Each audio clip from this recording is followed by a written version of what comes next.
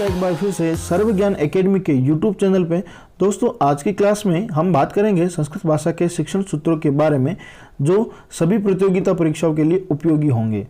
जैसे कि आप रीट की तैयारी कर रहे हो जिसमें लैंग्वेज ले रखी हो संस्कृत या हिंदी, तो उसमें पेडालॉजी संस्कृत की आती है और हिंदी की भी आती है। तो उससे रिलेटेड जो टॉपिक है आज का, उससे रिलेटेड क्वेश्चन पूछे जाते हैं। तो आपके लिए टॉपिक बहुत ही महत्वपूर्ण होगा, तो आप इस टॉपिक को बड़े ध्यान से और अंत तक ज़रूर देखेगा। और वीडियो अगर आपको पसंद आता है तो वीडियो को लाइक कीजिएगा और शेयर कीजिएगा। और आप हमारे चैनल पर नए हो तो हमारे चैनल को जल्दी से जल्दी सब्सक्राइब कर ले, ताकि हमारा जो लेटेस्ट अपडेट है वो आपको मिलता रहे।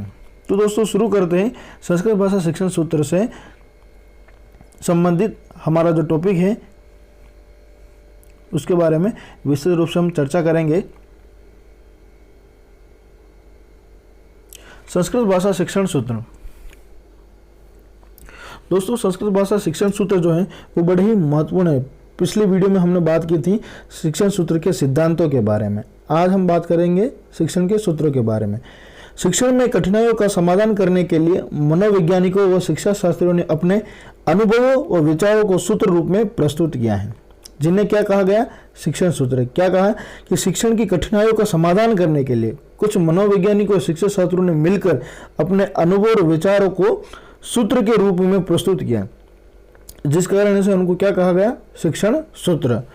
जिससे शिक्षण अधिगम की प्रक्रिया सुगम, रुचिकर और प्रभावशाली और वैज्ञानिक बन जाती है। तो दोस्तों, यहाँ पे एक प्रश्न बनता है आपका यह कि शिक्षण सूत्र का शिक्षण में क्या महत्वपूर्ण है, क्यों महत्वपूर्ण है? तो शिक्षण को अर्थात अधिगम की प्रक्रिया को सरल तरीके से रुचिपूर्ण और प्रभावशाली और वैज्ञानिक बनाने के कारण और वैज्ञानिक बनाने के लिए ही शिक्षण सूत्रों का उपयोग किया जाता है। ये सूत्र बाल प्रकृति के होते हैं। ठीक है, प्रश्न यहाँ से ये हो सकता है कि शिक्षण सूत्रों की प्रकृति कैसी होती है? तो शिक्षण सूत्रों की जो प्रकृति होती है वो बाल प्रकृति होती है। अतः प्रत्येक अध्यापक को शिक्षण कला में सफलता व दक्षता प्राप्त करने के लिए अपने विषय ज्ञान के साथ साथ शिक्षण सूत्रों का ज्ञान भी आवश्यक है। कि कोई एक अध्यापक है जो अपनी क्लास में या अपनी कक्षा में जो पढ़ा रहा है उसमें उसको अपने विषय के प्रति दक्षता और सफलता के साथ साथ में किस का ज्ञान होना जरूरी है? उन शिक्षण सूत्रों का, जिस विषय को वो पढ़ा रहा हो, ताकि शिक्षण को और भी ज्यादा सफल बनाया जा सके। बात करते हैं संस्कृत भाषा में शिक्षण सूत्र। संस्कृत भाषा शिक्षण सूत्राणी। तो पहला जो शिक्षण सूत्र है वो है ज्ञातात् अज्ञातम प्रति, अर्थात ज्ञात से अज्ञात की ओर जाना। सरलात् कठिनम प्रति, सरल से कठिन की ओर जाना। स्थूलात् सूक्ष्म प्रति, स्थूल से सूक्ष्म की ओर। पूर्णात् अंशम प्रति, पूर्ण से अंश की ओर। अर्थात बच्चों को जब कोई ज्ञान दिया जाता है या कोई चीज़ सिखाई जाती है, किसी वस्तु के बारे में बताया जाता है, तो सबसे पहले उसको पूर्ण से अंश की ओर ले जाना है। फिर अगला अनुभवा तर्कम प्रति, पहले जो हमारे विषय के प्रति जो अनुभव है उन अनुभवों को बच्चों के प्रति तर्क के रूप में ले जाना। फिर विशेषात सामान्यम प्रति, कुछ विशेष बातें बताकर फिर सामान्य बातों का अध्ययन करवाना। फिर विश्लेषणा संश्लेषण प्रति, किसी भी विषय का वस्तु का, जैसे अगर आप किसी बच्चे को संधि पढ़ा रहे हो, ठीक है, संधि पढ़ाने से पूर्व आपको उसका विश्लेषण करना कि संधि कैसे होती है। जैसे कोई शब्द ले, रामावतार शब्द लिया आपने, ठीक है, रामावतार, तो बच्चों को इसका पहले सबसे पहले उनका विच्छेद करना, विश्लेषण करना सिखाना पड़ेगा कि इसमें विश्लेषण कैसे हुआ, इसमें संधि कैसे हुई। फिर उनको एक एक करके उसका संश्लेषण करना, तब जाके क्या होगा, ये आपका सूत्र विश्लेषण से संश्लेषण की ओर जाएगा, ताकि बच्चों का जो अधिगम है वो एकदम अच्छा बन सके, अच्छा हो सके और स्थायी हो सके।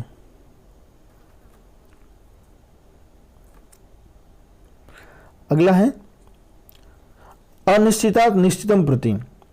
बालकों को पूर्व में प्रारंभिक स्तर पर बच्चे इस विषय वस्तु के बारे में अज्ञान, अनिश्चित होते हैं, कोई स्पष्ट नहीं होते, तब फिर उनको अस्पष्ट से स्पष्ट की ओर अर्थात अनिश्चित से निश्चित की ओर ले जाना का कार्य करता है ये शिक्षण सूत्र। फिर आगमनात् निगमनम प्रति, ये जो है शिक्षण सूत्र बड़ा ही इंपॉर्टेंट है। और एग्जाम में इससे रिलेटेड क्वेश्चन बार बार पूछे भी जाते हैं, तो इसको बड़ा ध्यान से समझना। आगमन का होता है उदाहरण के द्वारा छात्रों को उस विषय वस्तु का ज्ञान करवाना, और निगमन प्रति मतलब कि उदाहरण के द्वारा उसमें नियम बताना। इसके बारे में विस्तृत रूप से चर्चा करते हैं हम नेक्स्ट आगे।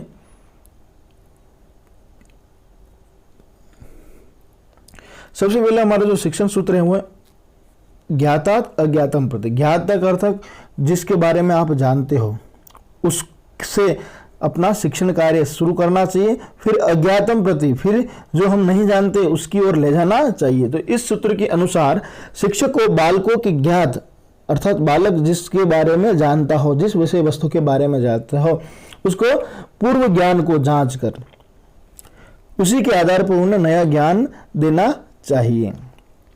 अर्थात बच्चों को, अगर एक बच्चे ने किसी पक्षी को देखा है तो उस पक्षी का पूर्व ज्ञान बच्चों को जानना चाहिए कि बच्चों को पक्षी के बारे में कितना ज्ञान है। फिर उसी से रिलेटेड, उस पक्षी से रिलेटेड जो हमारा विषय है, जो हमारा टॉपिक है, उसके बारे में उसको नई जानकारी देनी चाहिए। इसलिए ये क्या कहता है, ज्ञात से अज्ञात की ओर। फिर शिक्षक को पढ़ाने से पूर्व छात्रों का पूर्व ज्ञान अवश्य जान लेना चाहिए। कोई भी अध्यापक जब बच्चों को कोई विषय वस्तु का पहला टॉपिक पढ़ाता है तो उसको उस टॉपिक से रिलेटेड, जैसे हम बच्चों को महाराणा प्रताप को टॉपिक पढ़ा रहे हैं तो बच्चों को थोड़ा सा इतिहास के बारे में, महाराणा प्रताप के बारे में या अन्य वीर योद्धाओं के बारे में जानकारी होगी, उसका पूर्व ज्ञान होगा। तो इससे उस ज्ञान को जोड़कर ही उसी को आधार मानकर उसका नवीन ज्ञान की तरफ बढ़ाना चाहिए, उसको नवीन ज्ञान देना चाहिए। जैसे बच्चों को वर्णमाला का ज्ञान है कि वर्णमाला में कितने अक्षर होते हैं, तो उस आधार पे उन वर्णमालाओं से आप बच्चों को शब्द बनाना सिखाओगे, ठीक है, नवीन ज्ञान दोगे। पहले जैसे बच्चों को क से लेकर ग वर्ण तक अक्षर आते हैं, तो बच्चों को ये तो क्या हुआ, उनका पूर्व ज्ञान। उस पूर्व ज्ञान के आधार मानकर उनको एक नया शब्द सिखाना, ठीक है, वो क्या होगा आपका ज्ञात से अज्ञात की ओर। फिर क्योंकि नवीन तथ्य बच्चों के लिए कठिन होता है, बच्चों को अक्षर का ज्ञान ही नहीं, वर्ण का ज्ञान ही नहीं। बच्चों को अगर आपने शब्द दे दिया कमल और उसको कहा जाओगे कि इसको पढ़ो, तो बच्चा नहीं पढ़ेगा। तो उससे पूरे उसका पूर्व ज्ञान अर्थात उनको बेसिक विश्लेषण से संश्लेषण की ओर ले जाना पड़ेगा। जैसे क म ल, तो इन वर्णों को उनका ज्ञान देना अनिवार्य होगा, आवश्यक होगा। उसके बाद में इनको नवीन ज्ञान, शब्दों का ज्ञान देना जरूरी है। तो ये क्या कहता है, हमें ज्ञात से अज्ञात की ओर ले जाना, ताकि क्या होता है कि किसी भी पाठ में छात्रों की रुचि व ध्यान तभी संभव है जब उसमें जानकारी व नयापन दोनों सम्मिलित हो। अगर बच्चों को कोई पाठ पढ़ा रहे हैं तो उससे पूर्व उस बच्चे में उस पाठ के प्रति कितनी रुचि है वो कब पता चलेगी, जब उसके प्रति उसका ज्ञान कितना है, पूर्व ज्ञान कितना है, ये पता चलेगा तब। फिर उस पाठ से, उस विषय वस्तु से रिलेटेड नया ज्ञान जब जोड़ोगे तो बच्चा उसको मनोयोग पूर्वक नया पयन की तरीके से अच्छे से उसको ग्रहण करेगा, अधिगम करेगा। नेक्स्ट बात करते हैं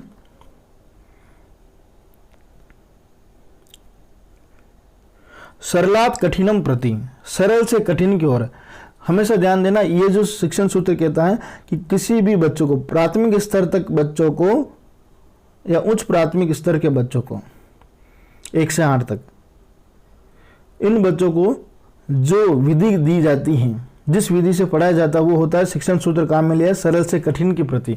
अर्थात बच्चों को सबसे पहले सरल सरल बातें सिखाई जाए ताकि वो उस बातों को बोर न हो, ताकि अगर कठिन बातें सिखाओ तो बोर हो जाएंगे, और सरल बातें सिखाओगे, सरल विषय वस्तु का ज्ञान दोगे तो वो बड़े जल्दी से सीखेंगे और फिर उनको कठिन की ओर। तो ये सूत्र क्या कहता है आपको कि इस सूत्र का तात्पर्य यह है कि छात्रों को पहले सरल फिर जटिल बातों की जानकारी दी जाए, जिससे पाठ व विषय वस्तु में उनकी रुचि और ध्यान लगा रहे। अगर आप बच्चों को संस्कृत में व्याकरण पढ़ा रहे हो, ठीक है, व्याकरण पढ़ाने से पूर्व अगर बच्चों को माहेश्वर सूत्रों का ज्ञान नहीं है, माहेश्वर सूत्रों का ज्ञान नहीं है, ठीक है, संधि पढ़ा रहे हो, संधि पढ़ाते वक्त संधि के उनको नियम पता नहीं है, अक्षरों को मिलाया कैसे जाता है, शब्दों को जोड़ा कैसे जाता है, उनका ज्ञान नहीं है, उससे पहले अगर संधि पढ़ाओगे तो बच्चों को ये विषय कठिन लगेगा। लेकिन संधि से पूर्व अगर अपन बच्चों को बताएंगे कि राम प्लस अवतार, ये दो आपके सामने शब्द हैं, अगर आप इन दोनों को जोड़ोगे तो आपका शब्द बनेगा एक नया रामा अवतार शब्द। ठीक है,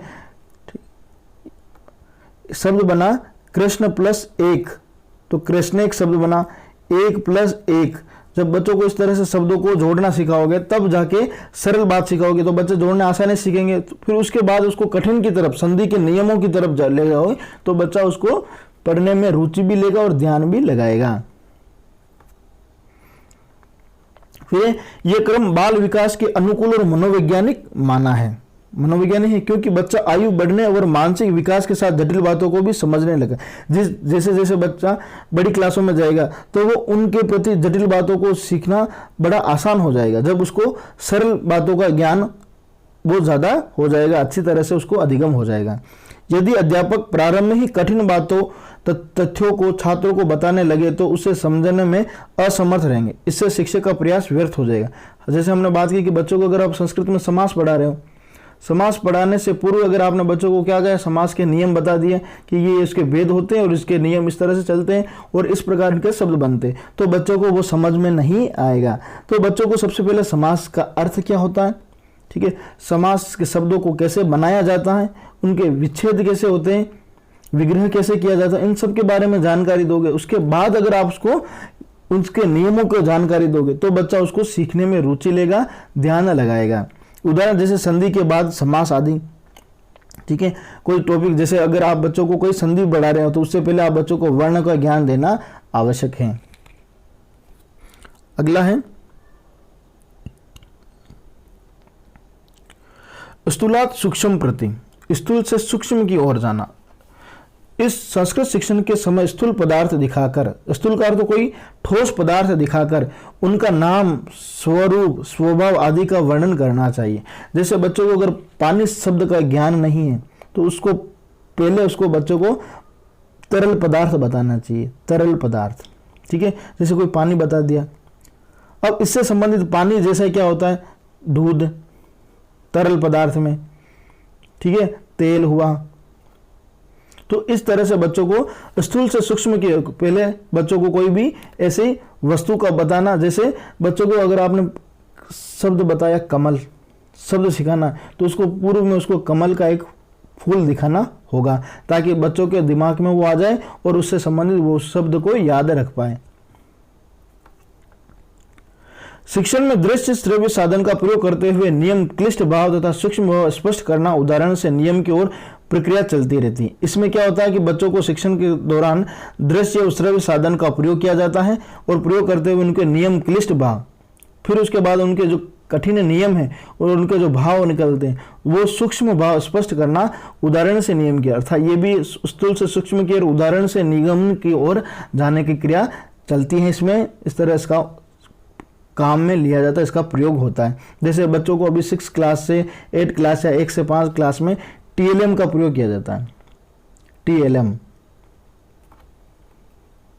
ठीक है, तो उसको बच्चों का क्या होता है, ज्ञान जो होता है स्थायी हो जाता है, चिर लंबे समय तक रहता है। कि बच्चों को अगर कोई चीज़ सिखाई जाए तो उसको अगर वो सामने उसको सदृश्य देखेगा तो उसके दिमाग में वो बड़ा जल्दी से ग्रहण हो जाता है। फिर पूर्णात अंशम प्रति, बालक को जब कुछ भी पढ़ाते हो, किसी भी वस्तु का ज्ञान देते हो तो उसको सबसे पूर्व उसकी पूरी कहानी उसके बारे में बताओ, फिर उसके टुकड़े में उसका वर्णन करो। कि बालक के सामने कोई वस्तु आने पर वह सर्वप्रथम पूर्ण वस्तु को ही देखता है, जानता है, वो समझता है, उसके विभिन्न अंगों व अंशों को नहीं।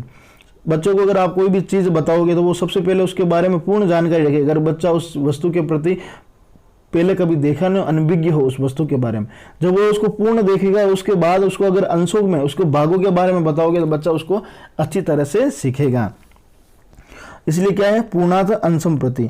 जैसे अगर आप बच्चों को विषय वस्तु में संस्कृत की किताब को लेकर कहानी पढ़ा रहे हो तो आप बच्चों को कहानी टुकड़ों में न पढ़ाओ, तो उसको सबसे पहले उस कहानी को पूर्ण रूप से पूरी कहानी को पढ़ा लो। पूरा कहानी को पढ़ाने के बाद में क्या होगा, कि फिर उसके बाद में उनको अंशों के रूप में, अर्थात उनके उन कहानी से रिलेटेड उनके पात्रों के बारे में, उसकी घटनाओं के बारे में, उसकी वेशभूषाओं के बारे में उनसे प्रश्न किया जाए, ताकि उनका जो ज्ञान होता है उस कहानी के प्रति स्थिर हो जाता है, और वो कहानी होती है उसमें वो अच्छे से उस कहानी को सीख लेते हैं, उस कहानी में अच्छे से उनकी रिवाइज कर लेते हैं उनको अच्छे से। जैसे संस्कृत शिक्षण में पहले संपूर्ण माहेश्वर सूत्र सिखाकर बाद में प्रत्येक सूत्र का ज्ञान करवाए जाते हैं। जैसे संस्कृत में 14 माहेश्वर सूत्र बताए हैं, उन माहेश्वर सूत्रों का ज्ञान कराने के बाद में उनको प्रत्याहार बनाना सिखाया जाए कि यहाँ से यहाँ तक कौन से प्रत्याहार होते हैं और इसमें स्वर कौन से वर्ण होते हैं और व्यंजन वर्ण कौन से होते हैं। तो पूर्णात अंशम प्रति, पूर्ण से अंश की ओर ले जाना। अगला है अनुभवात तर्कम प्रति, अनुभव से तर्क की ओर ले जाना। अनुभूत ज्ञान वो होता है जिससे बालक देखकर वह अनुभव द्वारा प्राप्त करता है। बालक को पूर्व से उस वस्तु के बारे में अनुभव है, उसने उस वस्तु के बारे का प्रयोग किया हुआ है, फिर उसके बाद उसको देखा हुआ है और उसको अनुभव किया, उसके बाद उसके ऊपर तर्क वितर्क किया जाए तो बच्चों को उसका तर्क वितर्क करना सार्थक होगा, उसके बारे में अच्छा सा अधिगम करेगा। अल्पायु के बालक में तर्क व विचार करने के प्रयोग की क्षमता बड़ों की अपेक्षा कम होती है। छोटे जो बालक होते हैं उनमें तर्क विचार करने की जो प्रयोग क्षमता होती है वो बड़ों बच्चों से कम होती, इसलिए पहले उनमें अनुभव से तर्क की ओर ले जाना पड़ता है। उनकी जानकारियों का आधार उनका अपना अवलोकन व स्वानुभव होता है। उनमें तर्क के प्रति और उनमें अनुभव का जानकारी किससे होगी कि उन बच्चों का अवलोकन जब किया जाएगा, उनका स्वानुभव किया जाएगा तब। परंतु इन अनुभवों के कारणों को खोजने में बालक मस्तिष्क असफल रहता है। बालक का जो मस्तिष्क होता है वो असफल होता है, क्योंकि बच्चे जो होते हैं वो तर्क विचार करने में उनकी क्षमता बड़ों से कम होती इस कारण। अतः शिक्षक को बच्चों के अनुभव द्वारा प्राप्त ज्ञान को विविध विधियों सामग्रियों के प्रयोग द्वारा तर्क संगत व युक्त बनाने की कोशिश करनी चाहिए।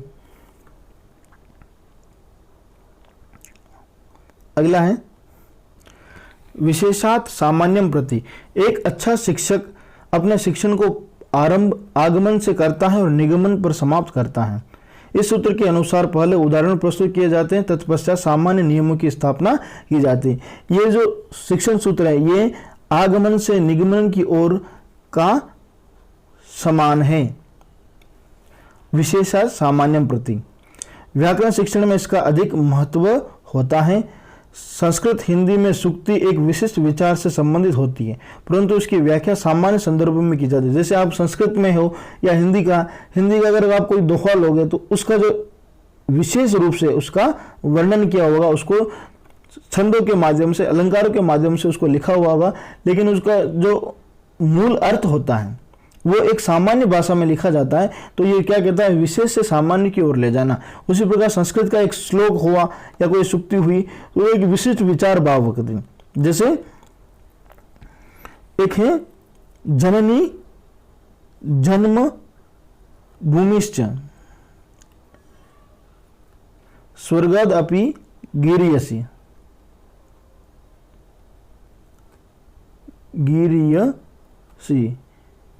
ये जो सूक्ति है ये एक विशिष्ट विचार है।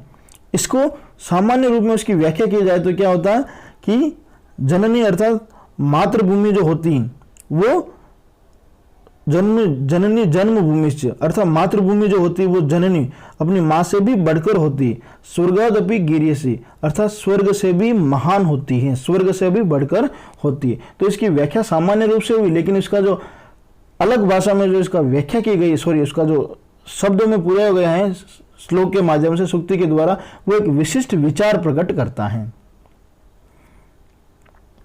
अगला है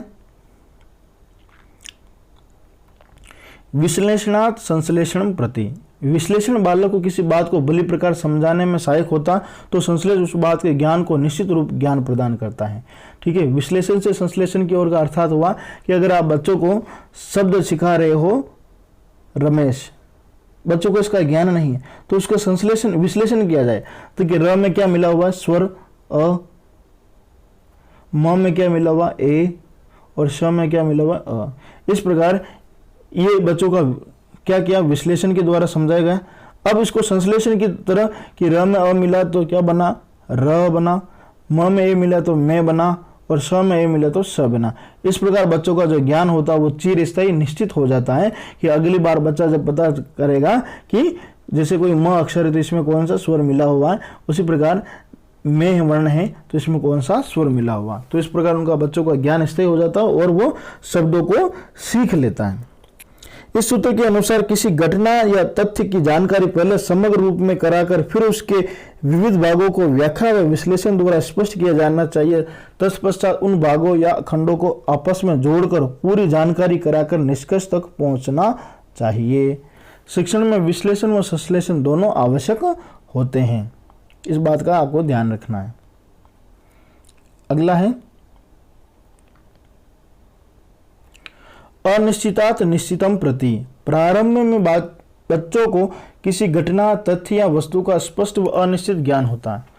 प्राथमिक स्तर के बच्चों को जब बच्चा फर्स्ट क्लास में भर्ती होता है, एडमिशन लेता है, तो उसको किसी प्रकार का उनको कोई ज्ञान नहीं होता अक्षरों का, वो उनके अक्षरों के प्रति अनिश्चित होते हैं, ठीक है। या कोई उनके सामने कोई घटना घटित होती है, उस घटना के बारे में अनिश्चित होते। जब उस घटना के बारे में उसको पूर्ण रूप से जानकारी दी जाती है तो उस घटना के प्रति निश्चित हो जाते हैं, उस विषय वस्तु के प्रति निश्चित हो जाते हैं कि हमने जो सीखा था वो इस प्रकार का था। अनुभव, परिपक्वता के अभाव व कल्पना की अधिकता के कारण वह उनके बारे में अपने मन में कुछ विचार बना लेते हैं जो अस्पष्ट, अनिश्चित या कई बार गलत भी होते हैं। अतः शिक्षक को चाहिए कि वह उनके अनिश्चित ज्ञान को स्पष्ट और निश्चित करें तथा गलत धारणा और जानकारियों में भी सुधार किया जाए। उदाहरण, किसी प्रदेश की प्रमुख स्थल व वहां की विशेषताओं से संबंधित छात्रों के अस्पष्ट और अनिश्चित ज्ञान को शिक्षक वहां के मानचित्र, चित्र, मॉडल, चार्ट एवं उदाहरणों के माध्यम से निश्चित व स्पष्ट कर सकता है। अगला है आगमनात् निगमनम प्रति। आगमन से निगमन की ओर अर्थात उदाहरण से नियम की ओर ले जाना। आगमन विधि उदाहरण से नियम की ओर प्रयोग होती तथा निगमन विधि नियम से उदाहरण की ओर उपयोग होती है। आगमन विधि वैज्ञानिक निरीक्षण विधि है। आगमन विधि कौन सी है दोस्तों? प्रश्न यहाँ पे ये बनता है कि आगमन जो विधि है वो कौन सी है, मनोवैज्ञानिक है, अमनोवैज्ञानिक है? तो ये एक वैज्ञानिक निरीक्षण विधि है जो अंततः किसी निगमन पर पहुंची थी उसे प्रमाणित करती है। विद्यार्थियों द्वारा ही तथ्यों व नियमों की खोज करना इस सूत्र का मूल है। अर्थात आगमन से निगमन की ओर तथा बच्चों को कोई उदाहरण देकर ही उनको नियम निकलवाना बच्चों से ही। तो ये क्या है कि तथ्यों और नियमों की खोज करने का जो सूत्र का मूल है वो विद्यार्थियों द्वारा किया जाता है। व्याकरण शिक्षण हेतु उदाहरण से नियम की ओर जाना अर्थात आगमन विधि को ही उपयुक्त माना जाता। शिक्षण कार्य में या शिक्षण विधि में जो सबसे मुख्य विधि मानी जाती है वो आगमन विधि को माना है। व्याकरण शिक्षण की प्राचीन विधि नियम से उदाहरण की ओर जाना मनोवैज्ञानिक दृष्टि से उपयुक्त नहीं माने जाते, लेकिन व्याकरण शिक्षण की जो प्राचीन विधि माना है नियम से उदाहरण की ओर। प्राचीन काल में जो वेद बच्चों को सिखाया जाता है, वेदों का ज्ञान दिया जाता है, तो वेदों में जो सूत्र होते हैं, जो नियम होते हैं, उनको पहले उनका कंठस्थीकरण किया जाता है, रटन विद्या के द्वारा कंठस्थीकरण, फिर उनके बाद में उनका उदाहरण दिया जाता था। इसलिए ये मनोवैज्ञानिक दृष्टि से उपयुक्त नहीं मानी है।